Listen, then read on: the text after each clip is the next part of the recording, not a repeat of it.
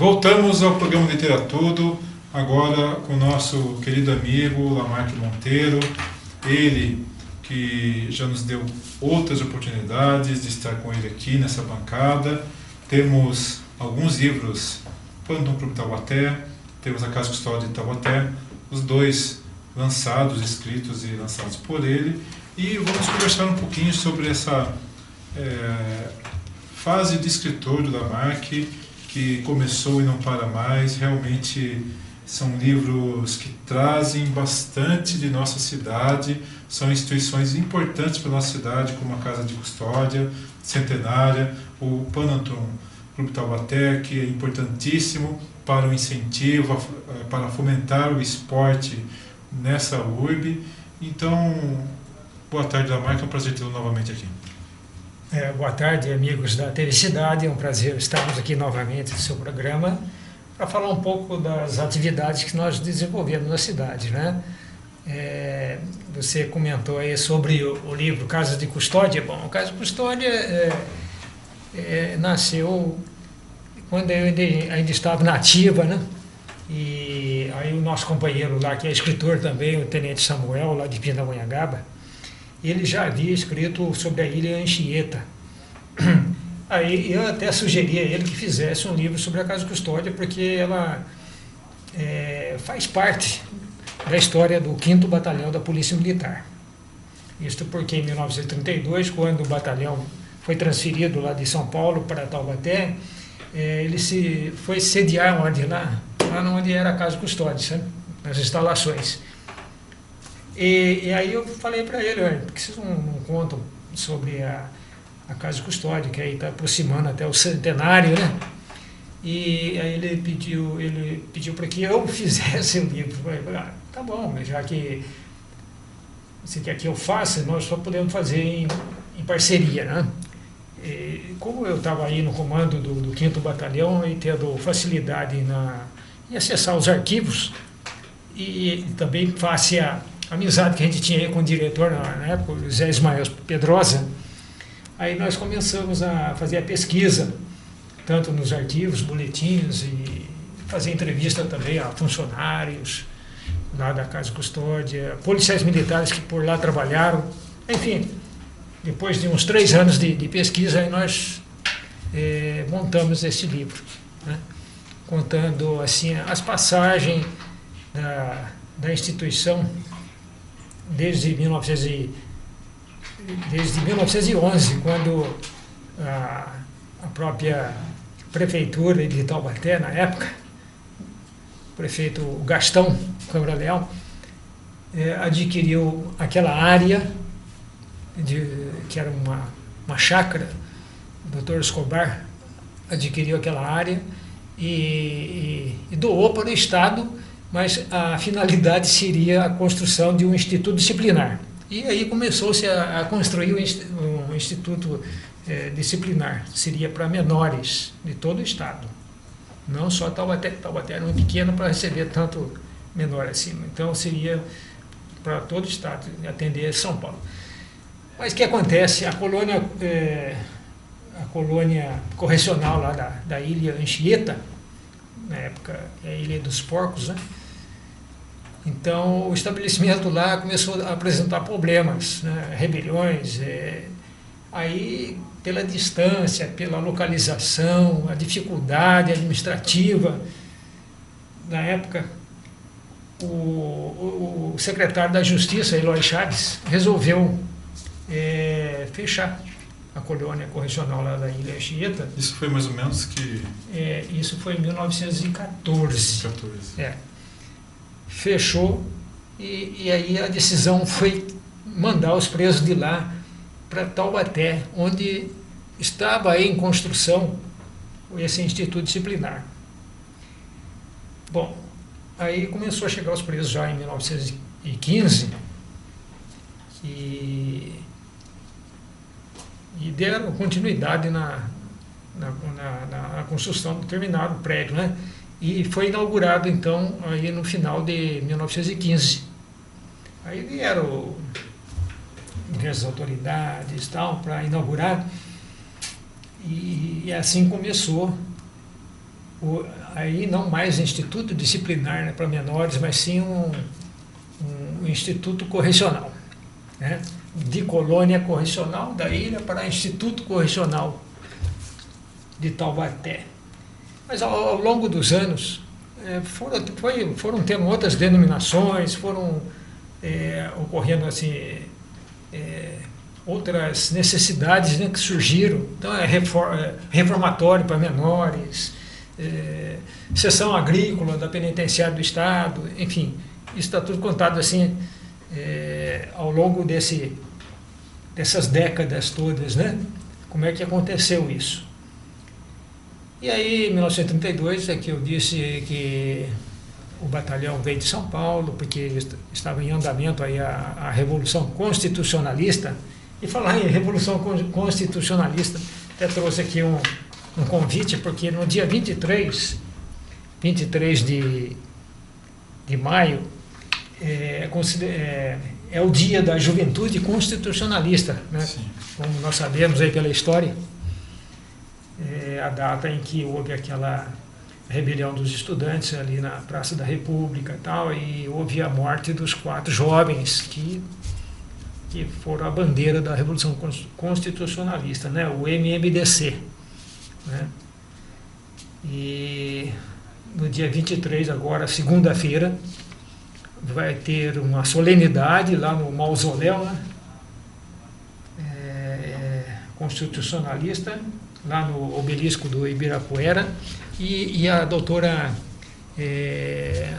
Cida Coupé, Maria Aparecida Nogueira Coupé, a doutora Cida Coupé vai receber uma medalha, vai ser otorgada a medalha MMDC para ela, que o ano passado ela escreveu um livro sobre a Revolução Constitucionalista.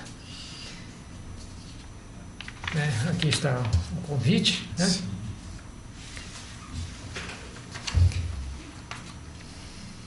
Realmente muito interessante, até porque a nossa região, a nossa cidade, a nossa região viveu intensamente essa revolução, né?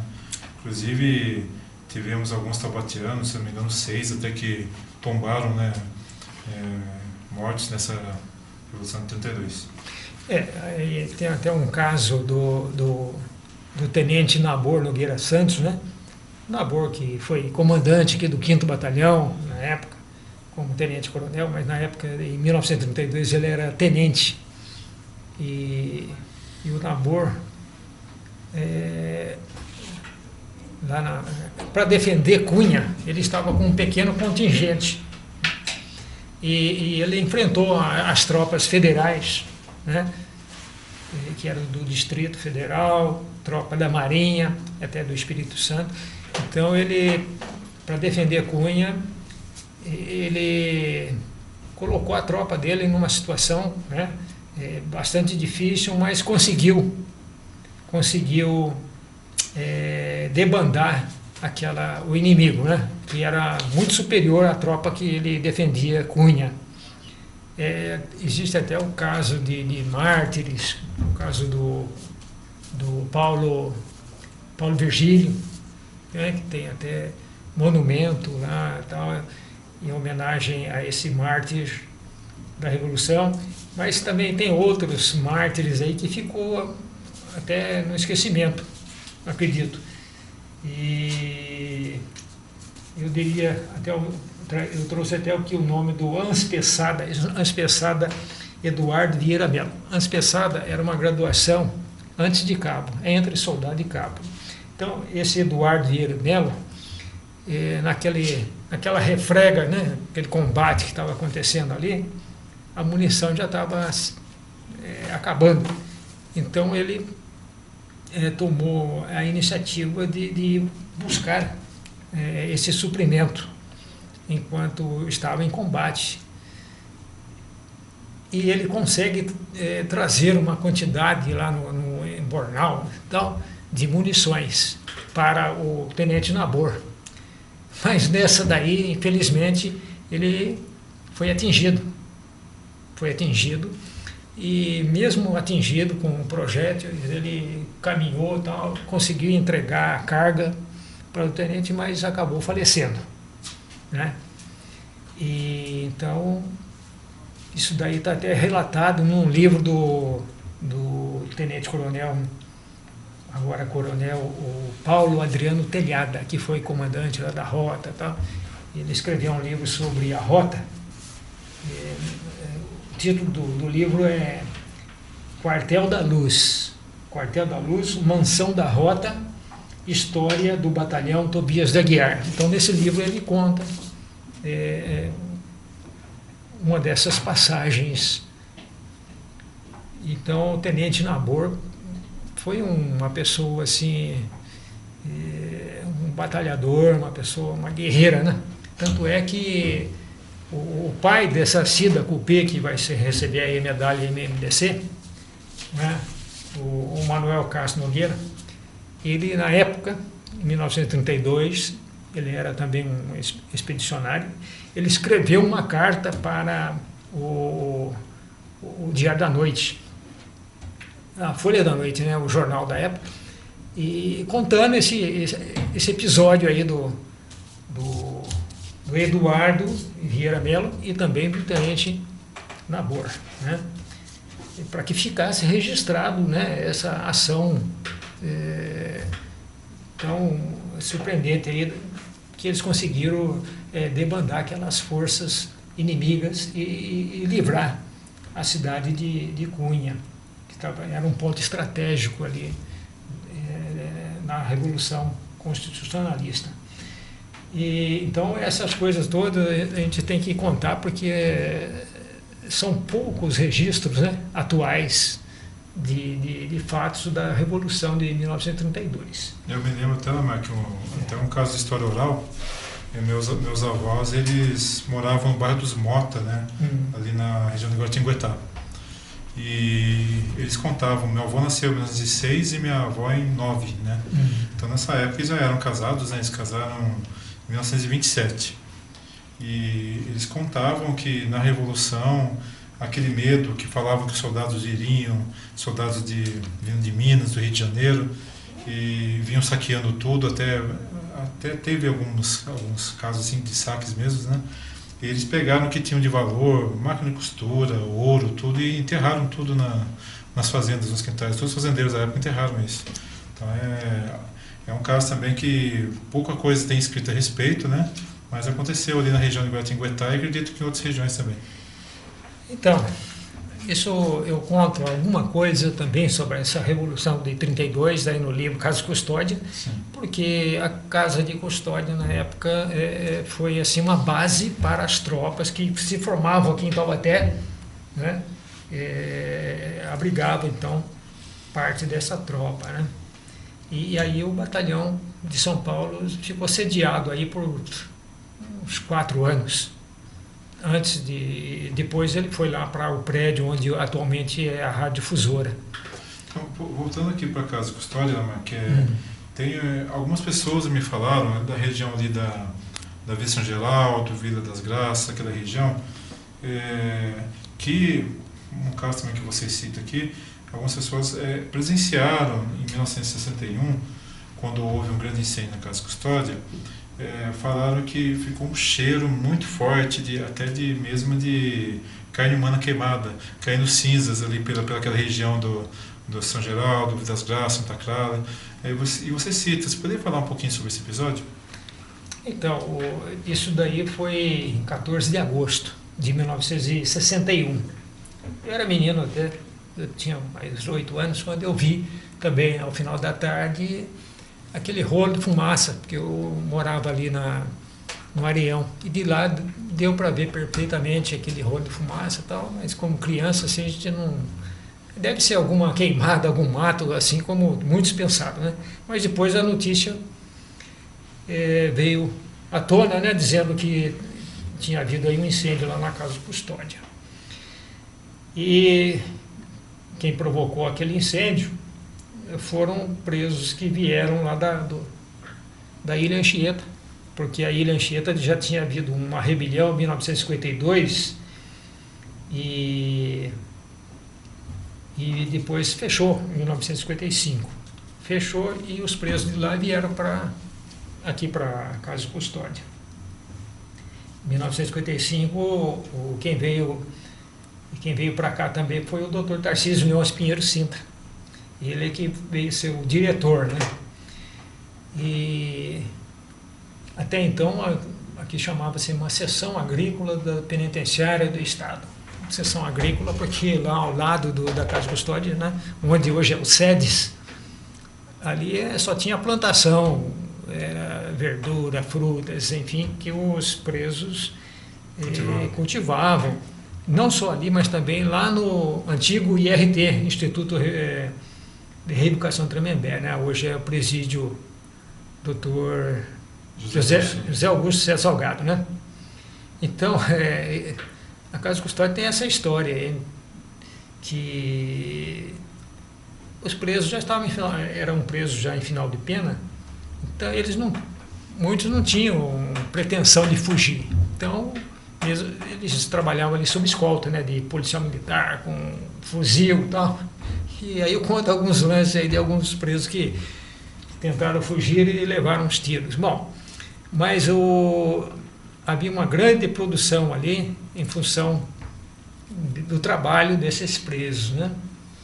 E que abastecia até o mercado municipal, a penitenciária do Estado, enfim. Mas esses presos, depois de 1955, fechou a seção agrícola e aí vieram os presos lá da Ilha Anchieta. Eles eram uns presos perigosos, né? E aí o tratamento para eles, houve uma diferenciação, né? E por isso eles se rebelaram e causaram um motim incendiário. Nós tínhamos, então, presos perigosos vindo lá da ilha, nós tínhamos ali junto também outro pavilhão, presos que estavam sob cuidados médicos, né? Hoje em dia, aqui é um hospital de custódia e tratamento psiquiátrico. Aqueles presos também estavam sob tratamento psiquiátrico e junto com aqueles presos de alta periculosidade, né? Então foram eles que deram o início a esse motim incendiário e colocaram esses presos doentes no meio do motim. Então a maioria que morreu ali foram presos doentes, com problema psiquiátrico. 42 que morreram queimados. Bom, como você falou, o cheiro de carne humana queimada, né? Isso ficou por muito tempo ali naquelas dependências, né? O presídio ficou bastante destruído, né? Pelo incêndio, o pavilhão onde estavam aqueles presos. Mas aí houve umas reformas, tal, uma maneira de condução também ali, mudou alguma coisa em função disso daí. Doutor Tarcísio Leôncio continuou ainda à frente até 1985. Aí houve outra mudança através do governo Franco Montoro, que criou um anexo da Casa de Custódia. Esse anexo foi para abrigar aqueles presos de alta periculosidade de todo o Estado, né? Então, aí nós, taubatianos, convivendo aí com um presídio de segurança máxima dentro de uma cadeia que não era de segurança máxima, né? Era um anexo de segurança máxima dentro de uma instalação que era uma instalação lá de 1914 que não tinha nada de segurança máxima, né? Houve muitos movimentos para que isso acabasse e até veio acabar. Mas até que isso acontecesse, muitos episódios aconteceram ali no anexo, famoso Piranhão, né? Rebeliões, mortes, e isso eu estou contando aí nesse livro. Só veio acabar praticamente quando abriu Bernardes, né? Em 2001. Em 2000 houve aquela rebelião, em dezembro de 2000, houve uma rebelião aqui na Casa de Custódia onde 9 presos foram mortos, né? 3 deles degolados, né? E aí o governo do Estado, Geraldo Alckmin, construiu penitenciária de segurança máxima, né? Presidente Bernardes e outras que foram sendo criadas para retirar então esses presos de alta periculosidade que já estavam formando um comando do crime organizado aqui dentro do Piranhão. Isso começou a nascer lá desde 1993, né? Mas então, depois dessa rebelião 2000, é que eles foram sendo levados para outros estabelecimentos de segurança máxima e foi então diminuindo a tensão aqui dentro de Taubaté, que era uma tensão para a população, por causa das rebeliões e policiamento, né? Para nós era um perigo constante ali, um constante de fuga ou até de algum ataque externo para resgatar preso. Lamarck, nós temos também alguns casos curiosos sobre a Casa de Custódia, alguns engraçados que você conta, outros curiosos. Tem um, por exemplo, que eu não sei se você deve ter se deparado com isso em suas pesquisas. Eu tenho um conhecido, inclusive saudoso, falecido, o Ivan.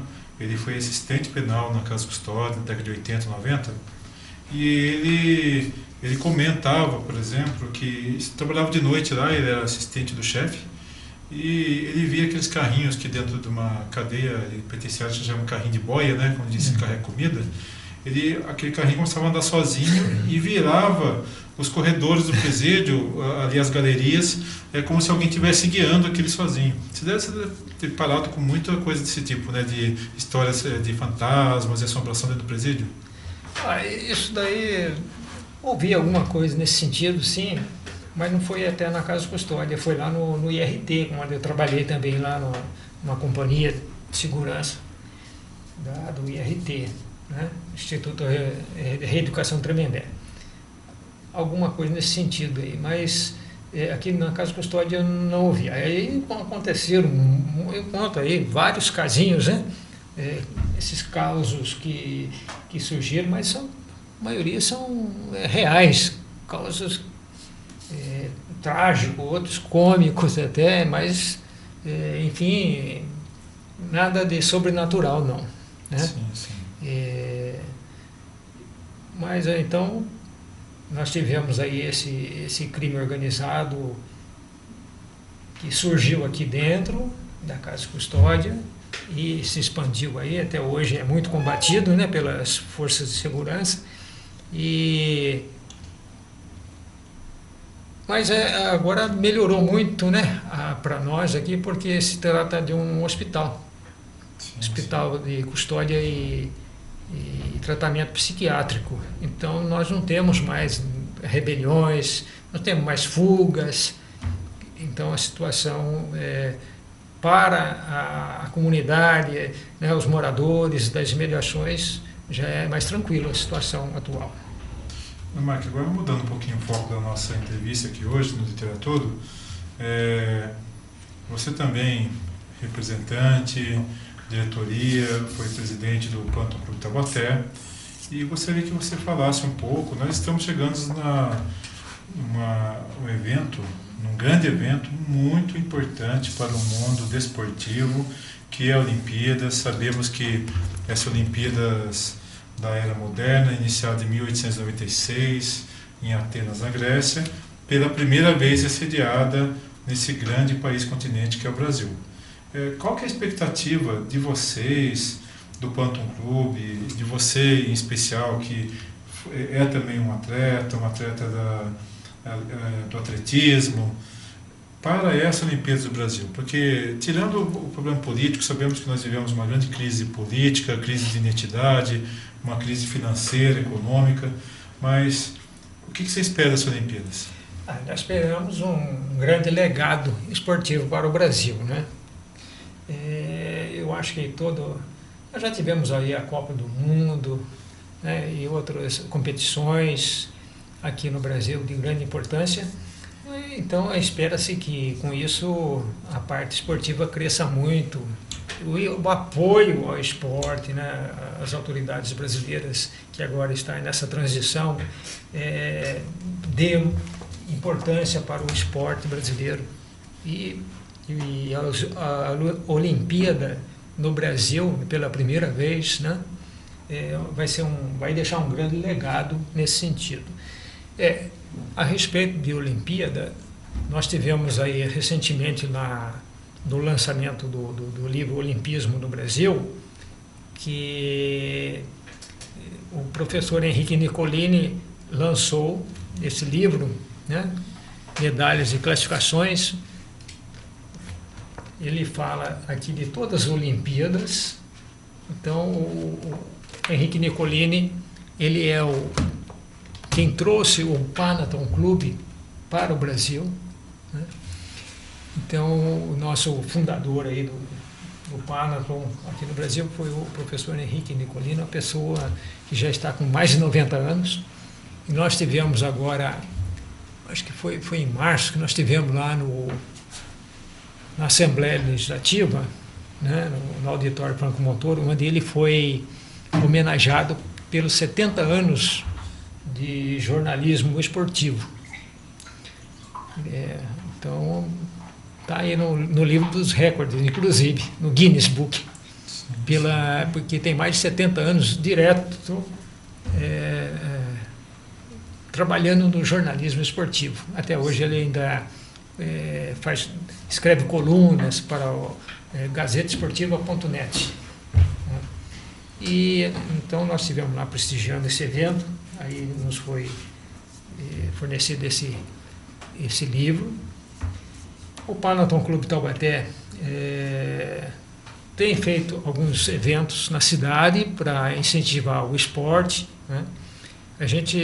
Nós temos escrito também artigos para a revista do Distrito, artigos esportivos, né?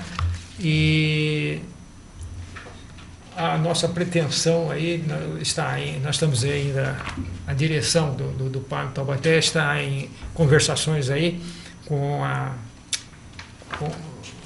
administração, né, do Zé Bernardo Ortiz Júnior, para ver se nós conseguimos ainda instalar um marco do Panathon lá na Avenida Itália. Por que Avenida Itália? Porque o Panathon nasceu na Itália de rotarianos. Sim.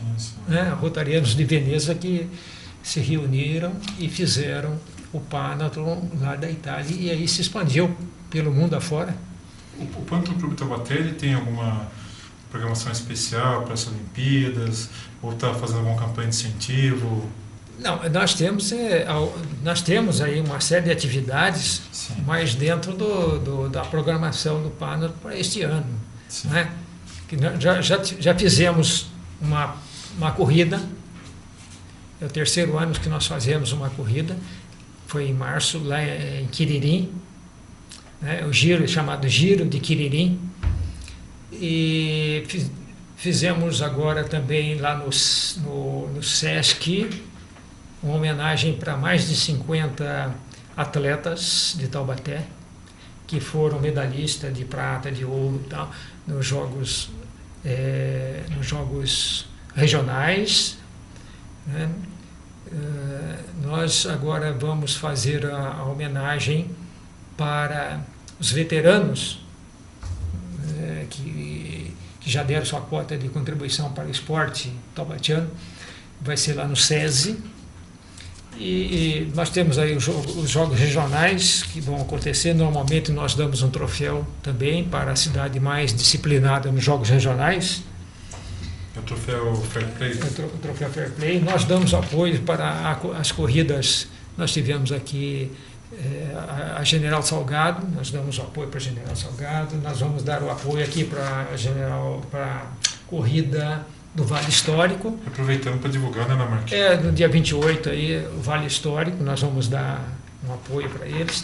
Agora, domingo, dia 29,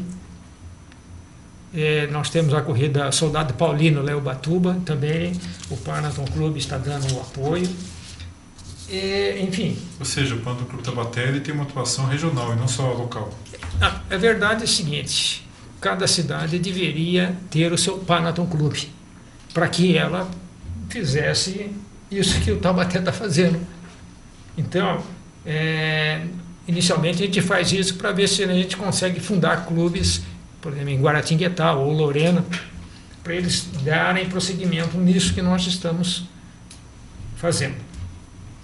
Ubatuba, por exemplo, tem lá o clube, mas sabe como é que é? É aquela dificuldade que a gente vê em todos os clubes, entidades filantrópicas.